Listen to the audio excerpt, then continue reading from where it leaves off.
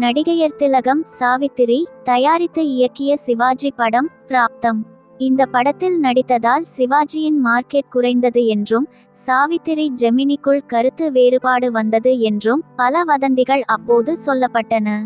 இந்த படம் சாவித்திரிக்கு படுதோல்வி என்றும் சொல்லப்பட்டது. பெரும் முயற்சிக்கு பிறகு பிராப்தம் படம் 1971ஆம் ஆண்டு தமிழ் புத்தாண்டு தினத்தன்று வெளியானது. அன்றைய நாளில்தான் சுமதியின் சுந்தரி என்ற சிவாஜியின் படமும் வெளியானது.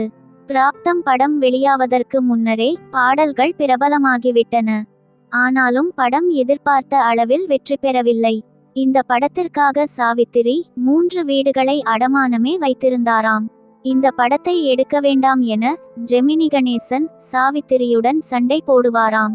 இதனால்தான் அவர்களுக்குள் கருத்து வேறுபாடு ஏற்பட்டு பிரிவு வந்ததாம். அதனால் இந்த படத்தின் விஷயத்தில் அதன் பிறகு ஜெமினியும் தலையிடவே இல்லையாம். படத்தின் ரிலீஸுக்கும் சிக்கல் வந்ததாம். அப்போது பிராப்தம் படம் எப்போ ரிலீஸ் என்று இயக்குனர் ஸ்ரீதர் கேட்டாராம். அதற்கு எப்போ பிராப்தம் இருக்கோ அப்போ என்று வேதனை கலந்த வேடிக்கையாக சொன்னாராம் சாவித்திரி. சிவாஜிக்கு கூட இந்த படத்தில் நடிக்க அவ்வளவாக விருப்பமில்லையாம். தங்கை மாதிரி சாவித்திரி பழகிவிட்டாரே என்று கொஞ்சம் யோசித்து படத்தை எடுமா என்றாராம். ஆனாலும் சாவித்திரி யாருடைய பேச்சையும் கேட்கவே இல்லையாம். விடாப்பிடியாக படத்தை எடுத்தாராம். படுதோல்வி அடைந்ததும் அவரின் மதுப்பழக்கம் இன்னும் தீவிரமாகி உடல்நிலையை கெடுத்து கொண்டார் என்றும் சொல்லப்படுகிறது. பிராப்தம் படம் இவ்வளவு தோல்வியை சந்தித்த போதும் படத்தின் பாடல்கள் அனைத்துமே செம்ம மாஸ்.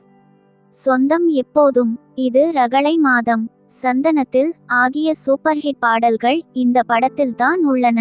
சிவாஜி, சாவித்திரி, எஸ்.வி. ரங்காராவ், நம்பியார், ஸ்ரீகாந்த், நாகேஷ், சி.கே. சரஸ்வதி உள்பட பலர் நடித்துள்ளனர்.